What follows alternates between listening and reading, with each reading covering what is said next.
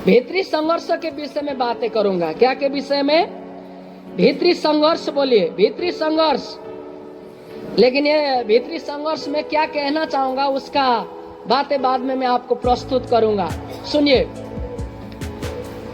हर एक व्यक्ति के पास एक संघर्ष है। हर एक व्यक्ति संघर्ष में जूझ कर चला जाता है।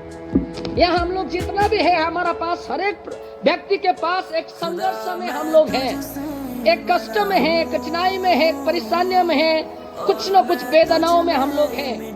कहीं ना कहीं हम लोग किसी न किसी तौर का संघर्ष के बीच में है। लेकिन एक बात मैं आपको बता दूं कि ये सब परिप्रेक्ष्य संघर्ष है। परिप्रेक्ष्य संघर्ष का मतलब क्या है कि एक समान नहीं है। हो सकता है मेरा संघर्ष आपके साथ एक जन के साथ मिलेगा, लेकिन सबके साथ नहीं भी मिल सकता है। That means मैं कहना क्या चाह रहा हूँ कि हर एक व्यक्ति के पास एक संघर्ष है।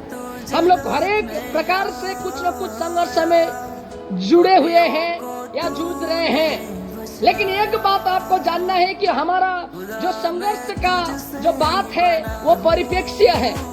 कहने का मतलब एक दूसरे के साथ नहीं मिलता है, एक दूसरे से अलग है। हम लोग जिस बातों के लिए संघर्ष कर रहे हैं, जिस बातों के लिए हम लोग कष्ट उठा रहे हैं, जिस बातों के लिए मुसीबत मुश्किल को उठा रहे हैं, मैं आपको बता दूं कि वो अन्य के साथ मैच नहीं भी होगा। लेकिन एक बात सत्य है कि हम लोग किसी न किसी तौर से किसी न किसी संघर्ष में हम लोग उलझे हुए लोग हैं। कोई आमीन बोला? आमीन? यहाँ तक सुन रहे हैं? सो मैं आपको कह रहा हूँ कि हमारा जो संघर्ष के संदर्भ में देखे तो ये संघर्ष परिप्रेक्ष्य है, एक दूसरे के साथ मैच नहीं भी होता है। लेकिन एक बात साझे रूप में ये बातें मैं आपको कहूंगा कि आज हर एक प्रकार का जो संघर्ष है, ये संघर्ष समान रीति से जब हम देखते हैं, कोई ऐसा विषय वस्तु चलाती है जो हर एक व्यक्ति एक ही संघर्ष में ये सारा संसार का इंसान जूझ रहे हैं। चाहे आप कहे इंडिया, चाहे आप कहे नेपाल, चाहे आप कहे पाकिस्तान, चाहे आप कहे अमेरिका, चाहे अफ्रीका कहे, हर एक यूरोप, एवरी कंट्री, हर एक देश, हर एक प्रांत, हर एक जगह में एक संघर्ष सबके साथ मैच करता है और वो संघर्ष से हर एक लोग जूझ रहे हैं। आमीन? हाँ, आज आपके पास पैसा नहीं है, लेकिन वो आपका समस्या है। लेकिन बात ऐसा है, अमीर लोग भी है जिनके पास काफी पैसा है। आज आप रो रहे हैं, लेकिन इस संसार में दूसरा ऐसा व्यक्ति मिलेगा जो हंस रहे हैं। सो आपका संघर्ष के परिप्रेक्ष्य के विषय में मैंने आपको कहा, आज आप रो रहे हैं, कोई हंस रहे हैं। आज आप दुखी थे, किसी के लिए खुश का बात है। आज किसी को खराब घटना सुनने को मिल रहा है, किसी को अच्छा घटना सुनने को मिल रहा है। लेकिन एक बात मैं आपको बता दूं, हर एक संघर्ष परिप्रेक्ष्य है, अलग अलग है। लेकिन एक संघर्ष जो है वो सबके साथ समान रीति से जूझ रहा है। आमीन बोलिए। हर एक व्यक्ति समस्या में जूझ रहे, हर एक व्यक्ति संघर्ष में जूझ रहे हैं। हर प्रकार का इंसान, उनका वर्ण हो, जाति हो, कुल हो, भाषी हो, संस्कृति हो, उनका राष्ट्र हो, जाति, हर प्रकार से वो व्यक्ति एक बात में जूझ रहे हैं। यह संसार वो सबके साथ समान है, वो है पाप का संघर्ष। आमीन? क्या का संघर्ष? हर एक लोग पाप का संघर्ष में जूझे हुए हैं। यहाँ पर कोई ऐसा व्यक्ति नहीं है जो पाप के संघर्ष में जूझा ना हो। संसार का हर एक धर्मी, लंबी लोग, प्रांत के लोग, पंथ के लोग, संघ का लोग, जाति का लोग, संस्कृति के लोग पाप के संघर्ष में जूझ रहे हैं। आमीन? सो हर एक लोग पाप के साथ संघर्ष कर रहे हैं और ये जो एक बड़ी लड़ाई है, आमीन, ये जो पाप के साथ जो लड़ाई है, ये एक बड़ा लड़ाई है। ये लड़ाई को जीतने के लिए लोग आज इस दुनिया में कईयों लोग आज लगातार रीति से कोशिश कर रहे हैं, प्रयास कर रहे हैं, जूझ रहे हैं, ताकि लोग इस पाप का संघर्ष को अपने जीवन से मिटा डाले। लेकिन मैं आपको बता दूं, आज हम लोग किसके विषय में लिपटाने वाले हैं? आमीन? आज के दिन ये लड़ाई हम लोग अंत्य कर जा रहे हैं। आमीन? आज के दिन ये जो लड़ाई आज अंत्य हो गया। आमीन बोलिए। आज आपके जीवन में ये पाप का जो लड़ाई है, ये आज अंत्य होने वाला है। क्योंकि आज मैं आपको ऐसा बातें बताने वाला हूं, उन बातों को आप ताकेंगे और उन बातों में विश्वास करके आगे बढ़ेंगे। ये जो लड़ाई है आपका होगा और आप जीत पाएंगे। और बाइबल कहती है जो जय पाएगा उसको मैं जीवन का मुकुट दूंगा। आमीन, हालेलुया। सो यहाँ पर एक बात पौलुस ने कहा कि पौलुस 7 अध्याय में वो कहते हैं कि वो एक बड़ी संघर्ष में, एक बड़ी युद्ध भूमि में, एक बड़ी लड़ाई में वो पड़ा हुआ है और वो उस लड़ाई को जीतने के लिए प्रयास कर रहे हैं और वो कोशिश कर रहे हैं और वो ये बातें जता रहे हैं कि ये जो संघर्ष है, ये जो लड़ाई है, ये जो पाप के साथ उनका जो संघर्ष है और ये जो लड़ाई है, इनमें वो जीतने के लिए, इनके ऊपर हावी होने के लिए, इनको पाप को पराजय करने के लिए पौलुस कोशिश कर रहा है। लेकिन पौलुस ये बातें साबित कर रहा है कि देखो मैं प्रयास कर रहा हूँ, मैं कोशिश कर रहा हूँ और मैं कर भी रहा हूँ। आमीन। लेकिन वो ये भी बातें बता रहे हैं, एक तरफ मैं ये पाप को जीतने के लिए प्रयास कर रहा हूँ और एक तरफ मैं जीत भी रहा हूँ और दूसरा तरफ वो कहता है मैं दूसरा तौर हार भी रहा हूँ। एक ही समय में वो जीतने के लिए सोच लेकर आता है, एक ही समय में वो हार का सोच आता है उनके पास। वो हर प्रकार के युद्ध जीता हुआ व्यक्ति है पौलुस मानो इस संसार का, लेकिन एक भीतरी युद्ध था, भीतरी लड़ाई था। उनके जीवन में जो लड़ना चाहिए था वो लड़ने के लिए कोशिश करता था, लेकिन वो एवरी टाइम असफल होता था। आमीन। एवरी टाइम क्या होता था?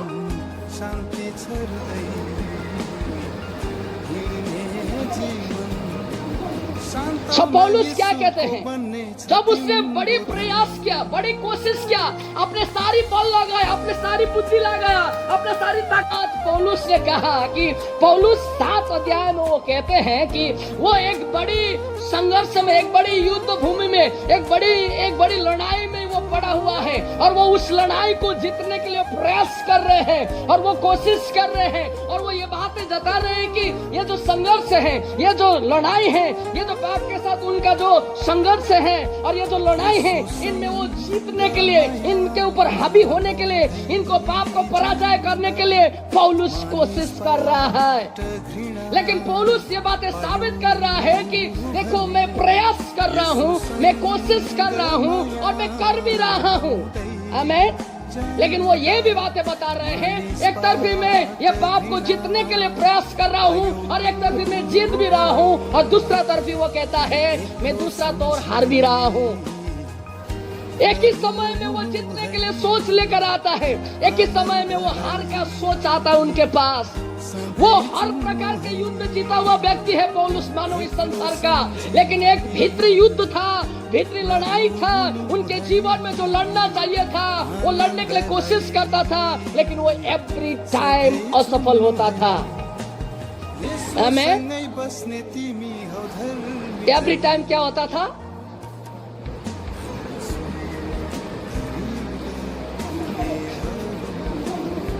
पौलुस क्या कहते हैं? जब उसने बड़ी प्रयास किया, बड़ी कोशिश किया, अपने सारी बल लगाया, अपने सारी बुद्धि लगाया, अपना सारी ताकत लगाया, अपना सारा सर्वोच्च शक्ति लगाया, उसके बाद देखा कि ना मैं नहीं जीत पा रहा हूँ। और अंत में उसने क्या कहा पता है आपको? उसने अंत में खुद को कहा मैं कितना अभाग्य मनुष्य हूँ। आमीन। उसने अब क्या कहा मैं आपको पढ़ के सुनाऊंगा। मैं कैसा अभाग्य मनुष्य हूँ, मुझे इस मृत्यु के देह से कौन छुड़ाएगा। अभी पता चल गया, पौलुस को यह बातें पता है कि पाप अंत में जाकर मृत्यु लेकर आएगा इनके जीवन में, और मृत्यु से बचने के लिए करोड़ों लोग आज करोड़ों पैसा फेंकते हैं, लेकिन मृत्यु से नहीं बचते हैं। कुछ दिन पहले भारत का टॉप एक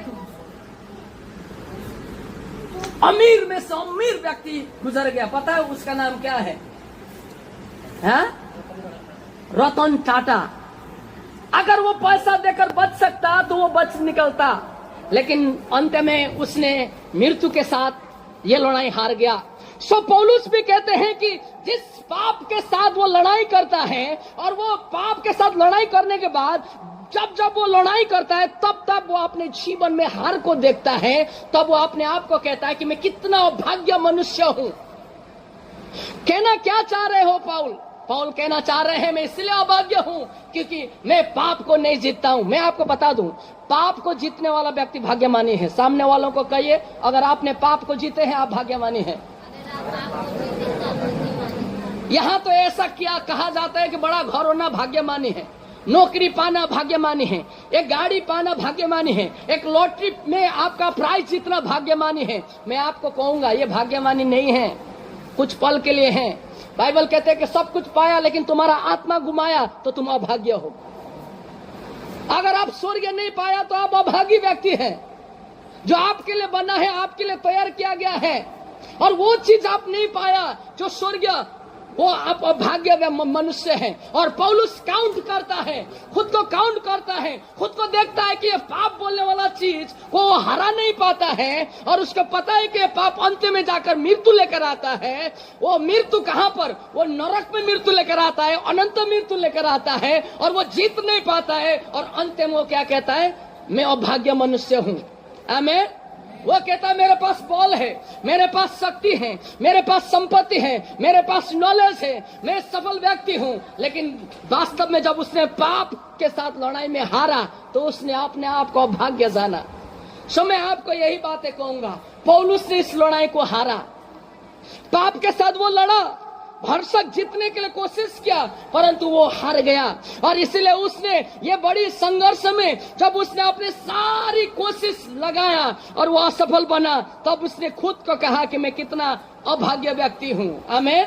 बहुत सारा धर्मावलंबी का लोग आज के दिन इस लड़ाई के साथ जूझ रहे हैं, ये उम्मीद के साथ कि कुछ करके, कैसा भी करके, ये संघर्ष करके इस पाप को हरा ले और पाप के ऊपर राज करे। कतई किसी न किसी तौर से कुछ करके पाप को जीत लेने का कोशिश कर रहे हैं, और उन लोग उन संभावना को देख रहे हैं कि एक दिन मैं पाप को जीतूंगा। आमीन, हालेलुया। लेकिन ये देखिए, एक पाप एक भीतरी लड़ाई है, क्योंकि पौलुस कहते हैं मेरे अंदर में पाप बसता है और वो मुझे बार बार पाप करवाता है। और वो कहता है ये भीतरी मेरा लड़ाई है। और पौलुस कहता है कि देखिए, पौलुस कहता है कि अपने जीवन में जब वो समझता है कि उसके अंदर में पाप बैठकर लगातार इस पाप के साथ युद्ध करने के बाद वो पराजय होता है और वो निराश होता है। हाँ, कि वो परमेश्वर को खुश करना चाहते हैं और परमेश्वर का धार्मिकता में जीना चाहते हैं, परमेश्वर का पवित्रता में जीना चाहते हैं और परमेश्वर को खुश करना चाहते हैं। वो संपूर्ण बल से, संपूर्ण शक्ति से, संपूर्ण बुद्धि से, संपूर्ण विचार से परमेश्वर को खुश करने के लिए, धार्मिक और पवित्रता जीवन जीने के लिए वो प्रयास करता है। लेकिन एवरी टाइम वो फेल होता है। आमीन। एवरी टाइम क्या होता है, फेल होता है। अंततः उसको ये बातें पता चलता है कि उसके जीवन में धार्मिकता और पवित्रता जो जीवन वो जीना चाहते हैं वो असफल बनकर चला जा रहे हैं। तब वो अंत में ये बातें उनको पता चलता है कि मैं इस लड़ाई को जीत नहीं पा रहा हूँ। तब वो कहता है कि मैं अभाग्य मनुष्य हूँ, और उसको ये बातें पता चलता है। काश लोगों को पता चलता। आमीन। काश लोगों को क्या है, पता चलता। इस संसार में पता नहीं चलता लोगों को, इसलिए आज उन लोग प्रयास कर रहे हैं, इसलिए उन लोग कोशिश कर रहे हैं, उन लोग अपने बल लगा रहे हैं, अपने बुद्धि लगा रहे हैं, अपने शक्ति लगा रहे हैं ताकि पाप को जीते।